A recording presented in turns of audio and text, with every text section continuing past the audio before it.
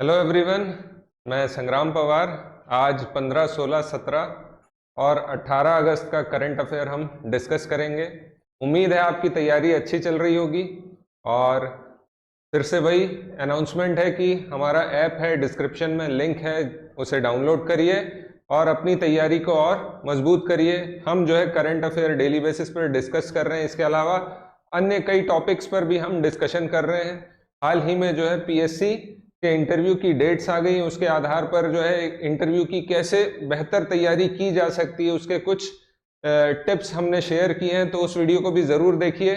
और इसके अलावा जिला दर्शन पे भी हमारे वीडियोज अब आ रहे हैं, तो उन्हें भी देखिए। एक एक जिले करके सारे जिलों पर जो है चर्चा करी जा रही है। तो चलिए चालू करते हैं। आज का 4 दिन का लगभग करंट अफेयर है। 2 दिन लगभग जैसे न्यूज़पेपर वगैरह नहीं आए थे प्रॉपर, तो उस कारण डिले है। तो इसमें आज की टॉपिक में क्वेश्चंस डिस्कस नहीं किए गए हैं, लेकिन टॉपिक्स हैं। टॉपिक्स बहुत इंपॉर्टेंट है और पेपर में डेफिनेटली इनमें से कुछ ना कुछ क्वेश्चन निकल कर आएंगे, तो इन्हें जरूर से देखेंगे।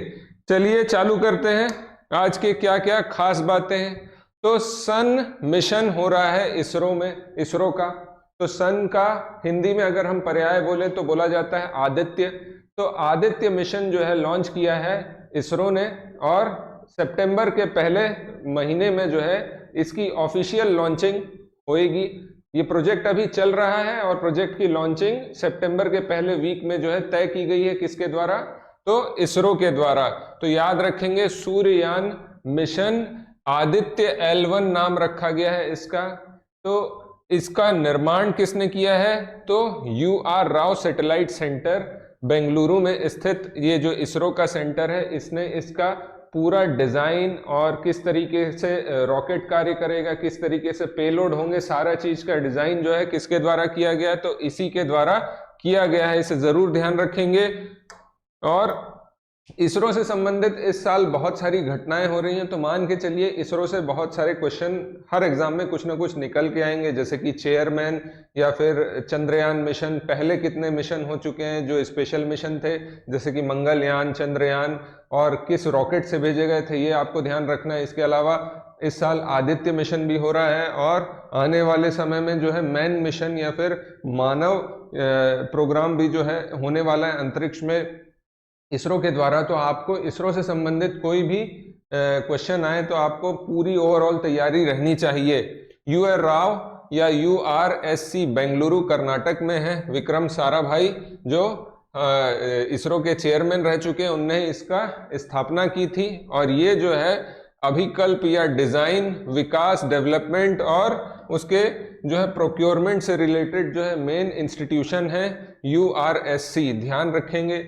अब ये मिशन खास तौर पर छोड़ा जा रहा है सूर्य की जो भी एक्टिविटीज हो रही हैं, सूर्य का जो आउटर सरफेस रहता है जिसे कहा जाता है कोरोना, तो वो कोरोना के बारे में किस तरह से हीट वेव जनरेट होती हैं, क्या चीजें होती हैं, इन सब के बारे में अध्ययन करने के लिए इसे छोड़ा जा रहा है। इसमें कुल 7 पेलोड होने वाले हैं। 7 में से 4 पेलोड स्थिर पोजीशन में रहेंगे, और ये सूर्य पर ऐसी पोजीशन पे रखा जा रहा है जो L1, और ये जो पोजीशन बताया जा रहा है ये ऐसी पोजीशन पे रहेंगे जहां पर पूरी समय जो है उस उपग्रह के द्वारा नजर रखी जा सकेगी सूर्य पर। उसके बीच में कोई भी ग्रह या कोई भी उपग्रह नहीं आएगा, डायरेक्ट नजर पर रहेगी किसकी? आदित्य L1 की, खास तौर पर सूर्य पे। इसके अलावा जो अन्य 3 हैं ये मैग्नेटिक फील्ड और जो पार्टिकुलेट मैटर है उसके बारे में अध्ययन करने के लिए रहेंगे, तो इनके बारे में ध्यान रखेंगे। ये 7 पेलोड इसके द्वारा भेजे जा रहे हैं। ठीक, आगे देखते हैं क्या है। तो नगरदा जलप्रपात, तो ये पूछा जाता है पेपर में, ऐसे अचानक से क्वेश्चन पूछ लेते हैं कि ये कहाँ किस जिले में है, तो आपको बिल्कुल ध्यान रखना है। नगरदा जलप्रपात जांजगीर जिले में है, और इसे झोरझोरा जलप्रपात भी कहा जाता है, यूनिक नेम है, तो बिल्कुल ध्यान रखेंगे। जे से जांजगीर होता है इंग्लिश में, और सेम झोरझोरा भी जे से ही होगा, तो इस तरीके से कुछ याद रखेंगे आप। आगे वाटर एयरपोर्ट, तो वाटर एयरपोर्ट एक नई इस तकनीक से जो है एयरपोर्ट का निर्माण किया जा रहा है। तो वाटर एयरपोर्ट देश में पहले कहाँ डेवलप हो रहे हैं? तो कर्नाटक स्टेट में हो रहे हैं, और ऐसी 4 जगह पर जो है स्थापना हो रही है वायंडूर और मालपे, उडुपी भी कहा जाता है, और कारवार के काली नदी और मंगलुरु में जो है इसकी स्थापना की जा रही है। ध्यान रखेंगे, देश का पहला वाटर एयरपोर्ट बन रहे हैं यहीं पर। आगे देखते हैं और क्या है। तो पारंपरिक चिकित्सा वैश्विक शिखर सम्मेलन हो रहा है, तो ट्रेडिशनल मेडिसिनल ग्लोबल समिट, और ये कब से कब तक हो रहा है, तो 17 से 18 अगस्त 2023 को मतलब आज की स्थिति में संपन्न गुजरात के गांधीनगर में हो रहा है। इसमें WHO के जो DG हैं, ध्यान रखेंगे, टेड्रस एडनानोम घेब्रेसियस, तो ध्यान रखेंगे, अजीब सा नाम है इनका। और आपने अगर कोविड के समय जब भी न्यूज प्रसारण देखा होगा तो इनकी इमेज अक्सर आती थी, कोई ना कोई ये वीडियो जारी करते रहते थे, तो इनका नाम ध्यान रखेंगे। WHO के प्रमुख हैं ये, वर्ल्ड हेल्थ ऑर्गेनाइजेशन के, टेड्रोस एडनानोम घेब्रेसियस। और इसके अलावा हेल्थ मिनिस्टर और आयुष मिनिस्टर जो हैं, मतलब मनसुख मांडविया जी और सर्बानंद सोनोवाल जी, ये भी जो है वहां पर रहेंगे शामिल इसमें। तो ये क्वेश्चन डेफिनेटली पूछा जा सकता है, क्योंकि ट्रेडिशनल मेडिसिन पर काफी अभी इन्वेस्टमेंट हो रहे हैं। ठीक, आगे देखते हैं इंपॉर्टेंट अनाउंसमेंट छत्तीसगढ़ गवर्नमेंट के द्वारा कब 15 अगस्त के मौके पर क्या क्या खास घोषणाएं की हैं। तो उसमें सबसे पहले छत्तीसगढ़ साहित्य अकादमी सम्मान दिया जा रहा है। साहित्यकारों को जो है 3 श्रेणियों में सम्मान दिए जाएंगे। पहला, छत्तीसगढ़ एवं अन्य बोलियां, जैसे कि गोंडी, हल्बी, सरगुजिया, कुड़ुक आदि में लिखे गए साहित्य के लिए। छत्तीसगढ़ अंचल से संबंधित जो भी भाषाएं हैं या बोलियां हैं, उसमें अगर साहित्य की रचना हो रही है, लिटरेचर की रचना हो रही है, तो उसमें भी दिए जाएंगे। हिंदी में लिखे गए पद्य के लिए, साथ में हिंदी में लिखे गए गद्य के लिए, तो प्रोजेस एंड वर्सेस दोनों फॉर्म के लिए जो है पुरस्कार दिए जाएंगे। तीनों श्रेणी ध्यान रखेंगे, ये घोषणा की गई है। आने वाले समय में मिलेगा किसी को तो उसे भी आपको ध्यान रखना है। महिलाओं की सुरक्षा, बालिकाओं एवं महिलाओं की सुरक्षा, छेड़छाड़ से दुष्कर्म आदि के लिए जो है, अगर कोई व्यक्ति आरोपी पाया जाता है तो शासकीय नौकरियों में उसका प्रतिबंधित कर दिया जाएगा। तो ये भी घोषणा की गई है, ये अच्छा कदम उठाया गया सरकार के द्वारा। आगे सेरीकल्चर और एपीकल्चर। सेरीकल्चर क्या है, तो रेशम कीट का पालन है, वहीं एपीकल्चर अगर बोला जाए तो मधुमक्खी पालन है। इसके अलावा ऐसी कई चीजें जो होती हैं, आप ध्यान रखेंगे, ऐसे कई कल्चर होंगे, एक लिस्ट बना के याद रख लेंगे।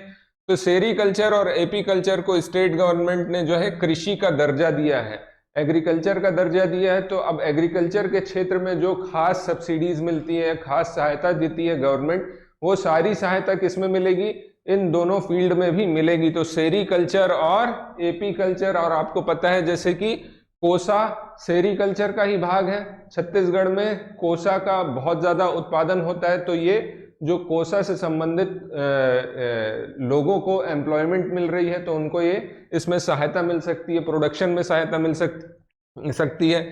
छत्तीसगढ़ भाषा में 5वीं तक पाठ्यक्रम के विषय के रूप में सम्मिलित किया जाएगा। तो छत्तीसगढ़ी भाषा को अब 5वीं तक के एक एक्स्ट्रा भाषा के रूप में शामिल किया जाएगा, ये भी घोषणा की गई है। तो कुछ खास घोषणाएं हैं, इंपॉर्टेंट है, इन्हें जरूर ध्यान रखेंगे।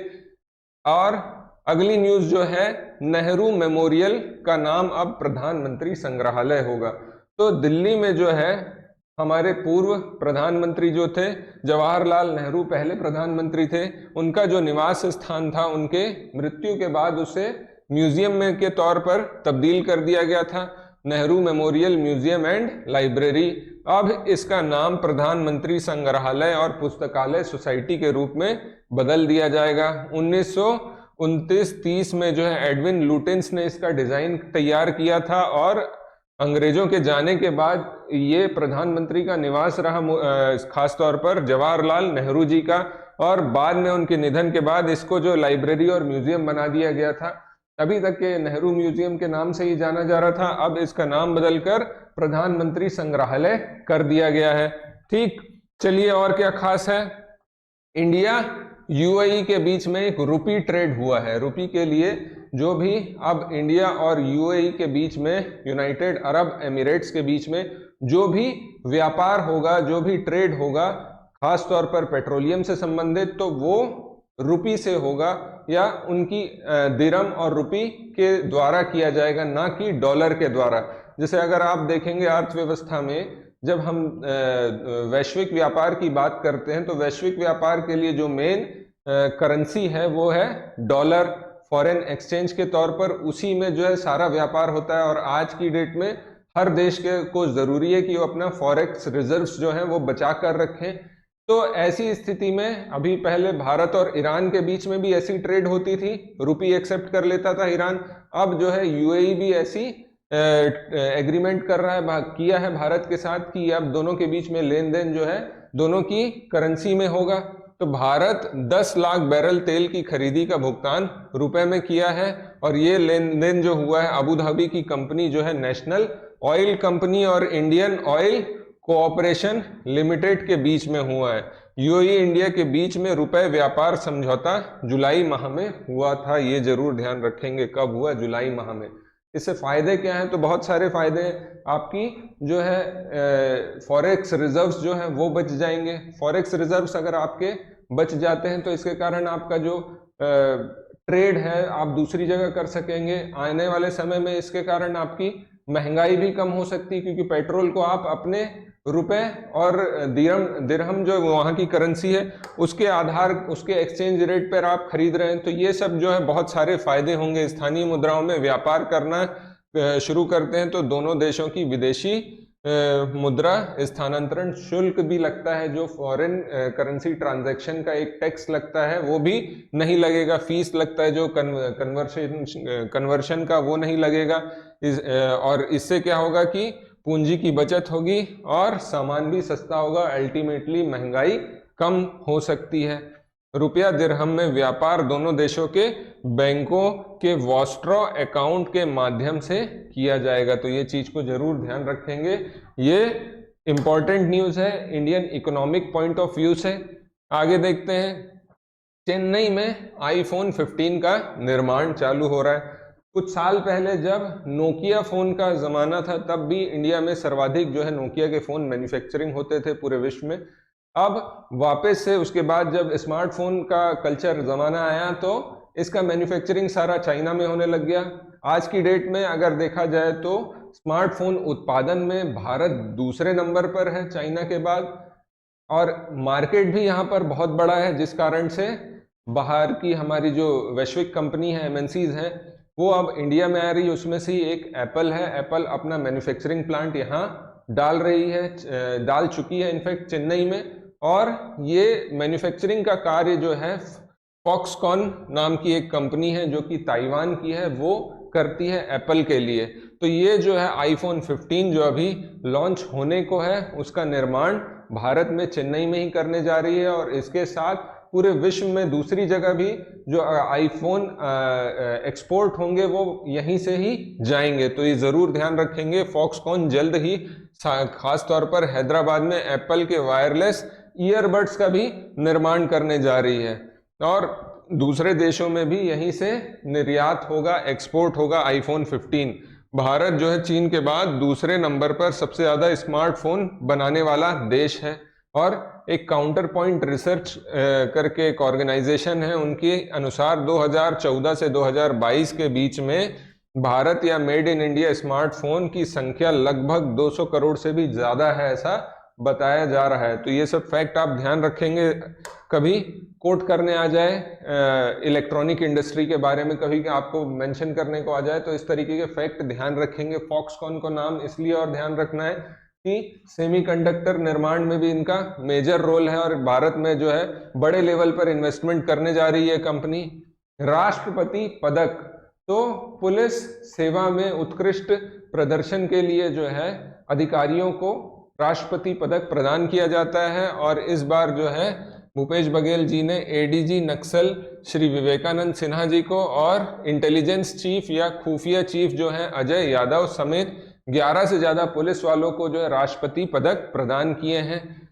तो एडीजी सिन्हा को जो है विशिष्ट सेवा के लिए और अजय यादव को सराहनीय सेवा के लिए पदक दिया गया है। ये दोनों चीज को ध्यान रखेंगे।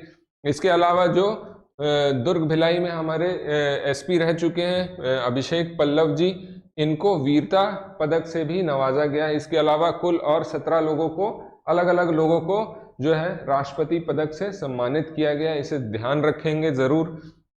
आगे और क्या खास है? राष्ट्रीय कृमि मुक्ति दिवस। तो राष्ट्रीय कृमि मुक्ति दिवस 17 अगस्त 2023 को जो है मनाया गया। 17 अगस्त 2023 को मॉपअप दिवस के रूप में मनाया गया। मॉपअप दिवस मतलब कोई बच्चे अगर छूट गए हों ये डोसेज लेने से, तो उसके लिए मनाया गया है मॉपअप दिवस। 1 से 19 वर्ष के सभी बच्चों को कृमि मुक्त दवा, जिसका नाम है एल्बेंडाजोल, ये दवा देकर जो है बच्चों को एक तरीके से कृमि मुक्त किया जाएगा। और कृमि या वर्म इन्फेक्शन के कई नुकसान जो बच्चों को झेलने पड़ते हैं, जैसे कि एनीमिया हो जाता है या फिर कुपोषण का शिकार होते हैं, कमजोरी, थकावट, अन्य बीमारियां हो सकती हैं। तो वर्म इन्फेक्शन से बचाने के लिए 17 अगस्त को जो है कृमि मुक्त दिवस मनाया गया राष्ट्रीय लेवल पर। ठीक, आगे देखते हैं उद्गम पोर्टल।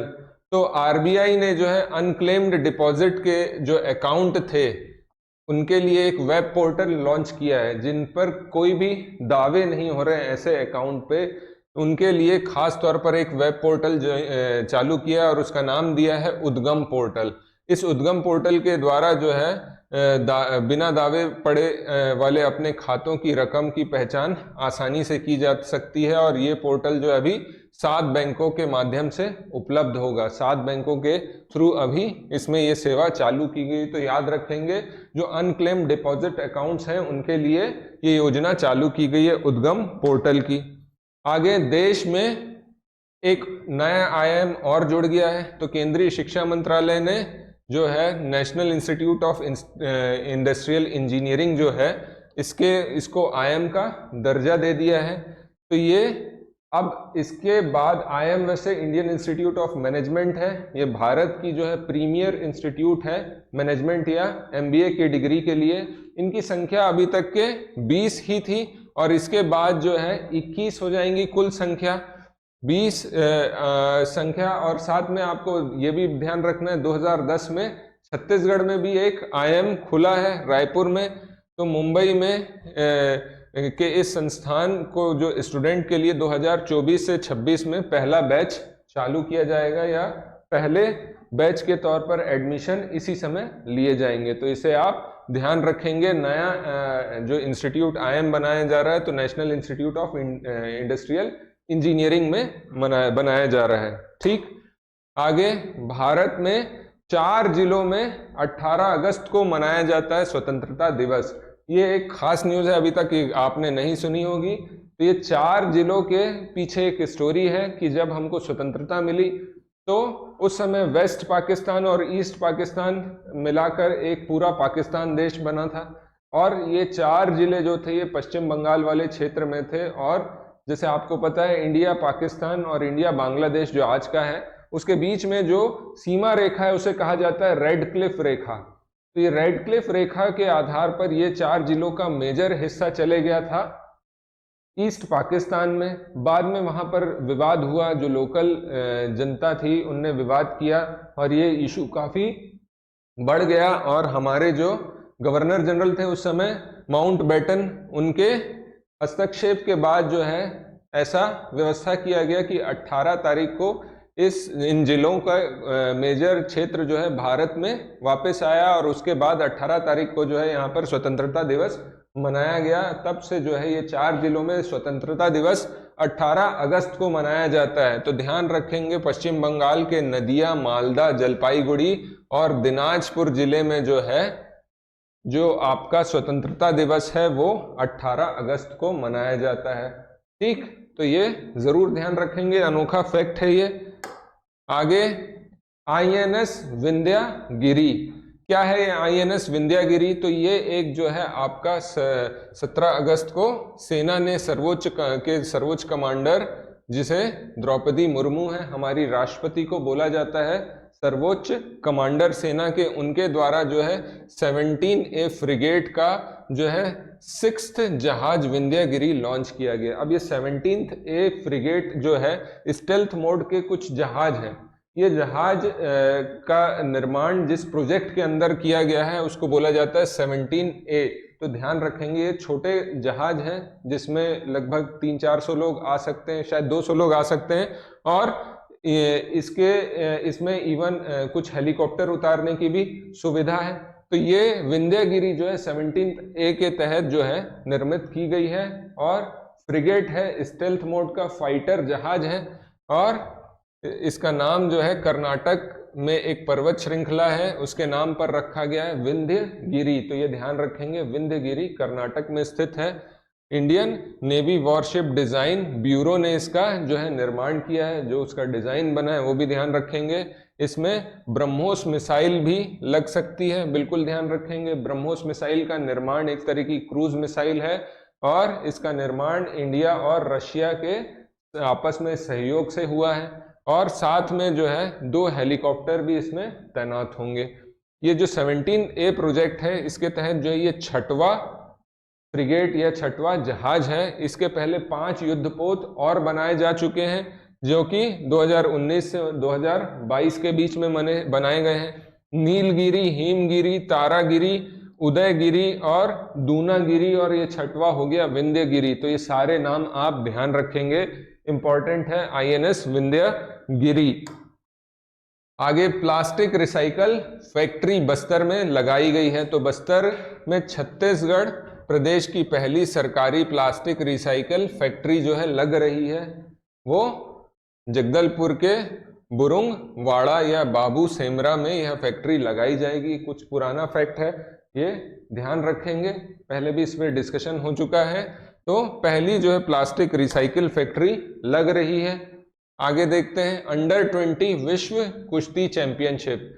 तो कुश्ती चैंपियनशिप में रशियन जो रेसलर हैं वो काफ़ी फेमस हैं, और वहीं के एक जो रेसलर हैं जिनका नाम है एलौर अखमदुनिनोव, इनको जो है भारत के मोहित कुमार ने 61 किलोग्राम वेट कैपेसिटी वाला जो मुकाबला हुआ उसमें हराकर वर्ल्ड जूनियर रेसलिंग चैंपियनशिप का खिताब जीता, और ये दूसरे ऐसे भारतीय पहलवान बन गए। इसके पहले मोहित से पहले 2018 में दीपक पूनिया ने जो है ये कीर्तिमान किया था। तो ये ध्यान रखेंगे, अंडर 20 रेसलिंग चैंपियनशिप की बात है, मोहित कुमार।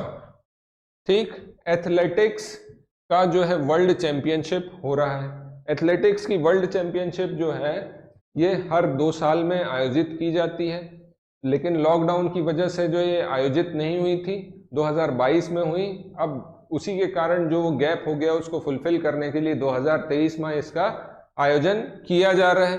तो एथलेटिक्स की वर्ल्ड चैंपियनशिप का 19वां सीजन 19 से 27 अगस्त तक खेला जाएगा, जिसमें कुल 49 इवेंट्स हैं, और यह चैंपियनशिप जो है हर 2 साल में आयोजित की जाती है।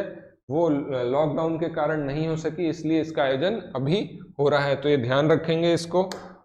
आगे तो यही जो है समाप्त होता है 4 दिन का करंट अफेयर। काफ़ी चीज़ें जो है छूट गई थी, इसलिए आज हमने क्वेश्चन नहीं डाले। आज बहुत इंपॉर्टेंट टॉपिक्स हैं, और इसमें जो है डेफिनेटली एग्जाम में कुछ ना कुछ क्वेश्चन निकल कर आ सकते हैं। तो उम्मीद है आप इसे नोट करें, अपनी तैयारी अच्छी करें, और जुड़े रहिए। ज़्यादा से ज़्यादा लोगों तक वीडियो शेयर करिए, लाइक कीजिए, सब्सक्राइब करिए, और हमारा ऐप का बात मैंने पहले ही बोल दी, डिस्क्रिप्शन में जाके लिंक से डाउनलोड कर सकते हैं। अन्य वीडियो को भी आप देख सकते हैं। Thank you very much.